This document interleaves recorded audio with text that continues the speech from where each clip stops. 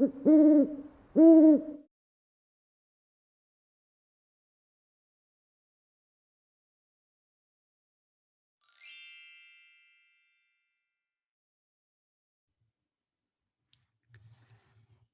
Abduction of Persephone, a retelling by Brianna Sassi.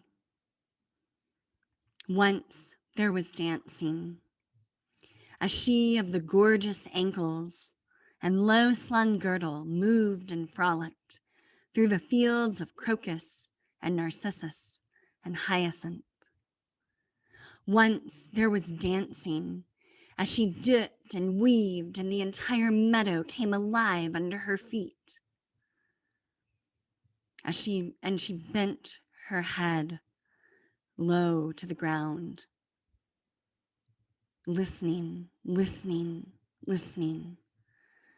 to a beat that it seemed only she could hear. Once there was dancing, but then the earth moved tremendously, opening and cresting in waves, as he of many names appeared in his chariot and took her, arms about her waist, took her, drawing her close, and then diving back into the depths. And the meadow was quiet, for the dancing had stopped. Demeter, golden-haired mother, first knew that something was wrong, that her daughter, her dancing daughter, who made the flowers bloom and the sweet winds blow across the land, was gone. Demeter, golden goddess of grain and fruit-heavy trees, lost her luster that day. Her hair dulled, her skin grew dusty, her eyes opaque, and her grief covered her in shadow. She wondered. She cried. She looked in every corner of every field and orchard and town that she could find. And above all, she asked the gods, but no one answered. Not wise Athena, nor bright Apollo, not maiden-loving Artemis, not well-traveled Hermes or love-bringing Aphrodite or the great smith god. Not even Zeus himself would tell her what had happened to her most precious daughter. So she wondered still. And finally one stepped forward to tell her what she had seen. Hecate, ancient Titaness, who wears the world upon her head. She had seen the abduction. She had heard the earth unfold. She saw the lovely ankles lifted into the chariot, and Demeter could not fathom it. She knew that the gods must have known, knew that storm cloud gathering Zeus had known, for nothing happened in this world without his knowledge, without his assent. He had taken what she loved best, and so she would give him a taste of the same.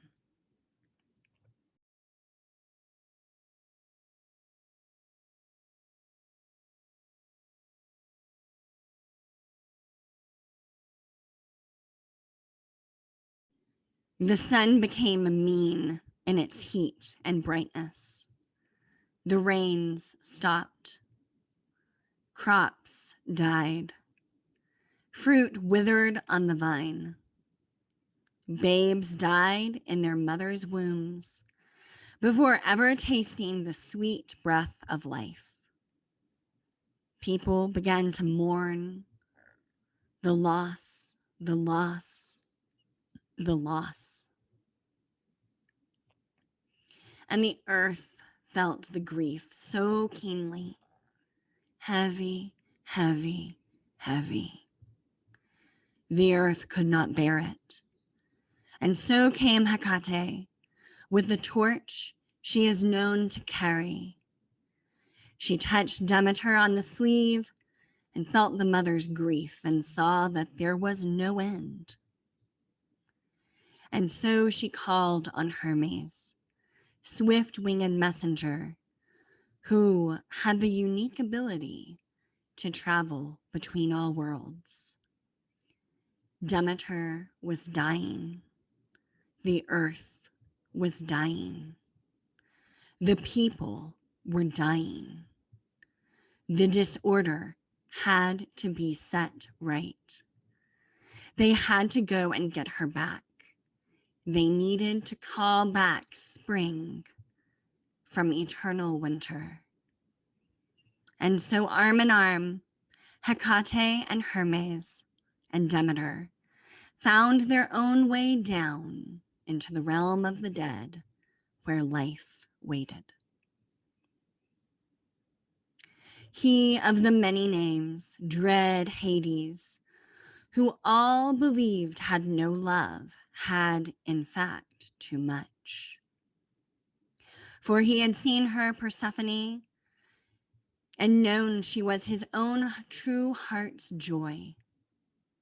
And for her part, Persephone wished to see her mother, wished to feel the sunlight upon her skin once more, but feared leaving him alone, feared that the loneliness among the shadows and the shades would drive him mad. A trade was needed. Hecate stepped forward. She knew this place of death and shadow and memory. She would be the consort of Hades, queen and priestess for the dead, for part of the year, so that sweet Persephone could call back life, and there would be dancing once more. And Persephone would return as the cold winds began to blow across the earth. She would return to the realm of shadow and shade, and to her love's arms, for she had come to love him despite what the news stories might say. And so it was agreed. And they sealed their vow in a kiss stained the color of ripe pomegranates. Persephone went back with Hermes of the wings and the wonders, back to her waiting mother. And Demeter turned gold and copper and rose and verdantly green because her daughter was home. Her daughter had ascended. The sun's shine was sweet, and its heat was warming and no longer cruel. The rains were gentle and long, and the earth, who had been asked to bear so very much, drank them in. The wheat plumped, the fruit trees grew heavy with harvest. Mothers round with child had easy labors and healthy babes. And Persephone walked hand in hand with her mother through the flower-strewn meadows, blossoms kissing her gorgeous ankles, and she danced.